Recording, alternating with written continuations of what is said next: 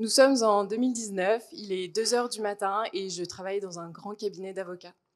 Mes cernes pourraient faire de l'ombre à celles d'un panda, je suis sous perfusion de café et j'ai toujours pas terminé le dossier de recherche que je dois rendre pour le lendemain matin. Ça, c'est une situation désespérante que beaucoup de juristes, avocats, plus globalement professionnels du droit, connaissent, puisqu'on doit à chaque fois naviguer dans un océan d'informations, toutes dispersées, qu'on doit ensuite réorganiser pour obtenir une réponse juridique structurée. On passe en moyenne jusqu'à 5 heures sur une seule recherche juridique ou sur la rédaction d'un seul et même contrat. Donc il fallait un outil qui puisse clarifier l'information juridique et optimiser les processus de travail. Donc pour ça, début 2023, on a créé Ordali, une IA générative juridique dont l'ambition va être de drastiquement réduire le temps passé par les professionnels du droit et les entreprises sur deux choses, la recherche juridique. Donc vous posez votre question et en quelques secondes, Ordali vous donne une réponse structurée et fondée en droit grâce à un agent conversationnel. Et ensuite, il y a tout un versant dédié au contrat où vous pouvez rédiger, synthétiser ou analyser toutes sortes de documents juridiques. Donc là où un humain mettrait des heures à aller chercher dans différentes bases de données et ensuite aller réorganiser, trier ses trouvailles, Ordali le fait vraiment en quelques minutes. Et pour ça, on a développé nos propres modèles d'IA qui sont tous spécialisés en droit et qui nous permettent de contrer l'effet d'hallucination et aussi d'obtenir des réponses beaucoup plus fiables et plus précises que si on était un simple ChatGPT du droit. En termes de business model, on a une offre gratuite qui comptabilise aujourd'hui plus de 15 000 utilisateurs. Et à côté, on est en SaaS B2B sous forme d'abonnement où on a une soixantaine de clients à 69 € par mois et par utilisateur. On a lancé une version bêta du produit en mai 2023 qui nous a permis d'obtenir de la visibilité et de co-développer avec des directions juridiques et des cabinets d'avocats. Ensuite, on a lancé une version pro il y a un peu plus de 3 mois et aujourd'hui, on comptabilise une soixantaine de clients. En termes d'équipe, mon associé Baudouin s'occupe de toute la partie tech. C'est un bébé du code, il code depuis une dizaine d'années, il fait de l'IA depuis 6 ans et c'est également l'auteur de modèles open source aujourd'hui très valorisés.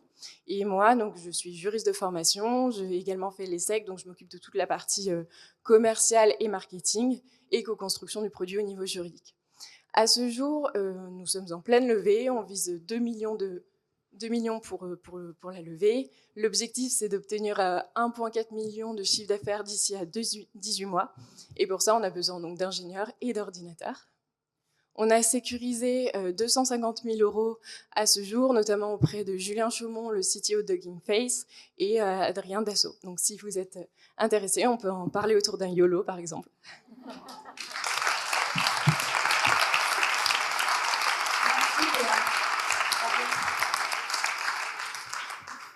J'ai une question. Est-ce que des solutions comme celles qui peuvent être proposées par ChatGPT aujourd'hui, c'est quelque chose qui vous est favorable ou c'est quelque chose qui pourrait être menaçante? En fait, non. ChatGPT va être très bon pour rédiger un mail, par exemple, ou un poème, mais c'est un modèle de langue, donc il va mettre bout à bout des mots sans vérifier la véracité de ce qu'il dit. Donc on est obligé d'apporter des modèles de connaissances à côté, donc ici du juridique, pour éviter l'effet d'hallucination, c'est-à-dire qu'il va dire n'importe quoi, inventer.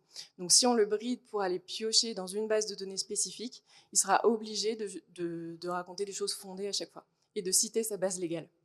Est-ce que vous êtes en capacité de travailler sur tous les sujets en fait juridiques, peu importe les sociétés, ou est-ce qu'il y a une restriction? Non, aujourd'hui, on est sur toutes les verticales du droit. Déjà, d'un point de vue tech, nous, ça nous change rien parce que la tech est réplicable là-dessus. Et on a vraiment pris le parti enfin, quand on pose une question juridique, c'est pas hermétique à une verticale. On peut avoir donc du droit civil qui va être du droit commun, qui va aller sur du droit du travail exactement. Donc, on est vraiment sur tous les domaines. Bonjour, bravo pour cette Legal Tech. J'ai également cofondé une Legal Tech en 2018, donc je connais un peu le marché et le sujet.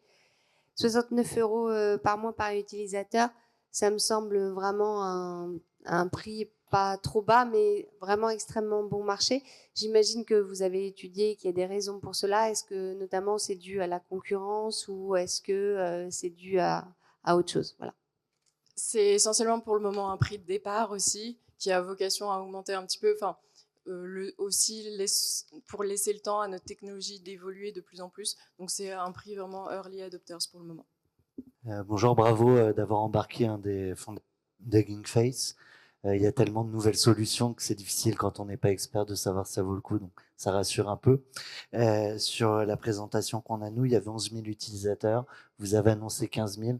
Donc là, je comprends que c'est les utilisateurs sur le modèle gratuit que vous embarquez. Il y a la possibilité, en fait, on est un SaaS, donc il y a la possibilité de convertir directement, une fois qu'on est gratuit, au payant. Nos utilisateurs gratuits ne sont pas tous qualifiés. On a aussi beaucoup d'étudiants qui ne sont pas notre cible à ce jour, avec qui on fera des choses plus tard, mais pas pour le moment. Et ensuite, nos utilisateurs payants, ça va être essentiellement des avocats, juristes et notaires un petit peu aussi.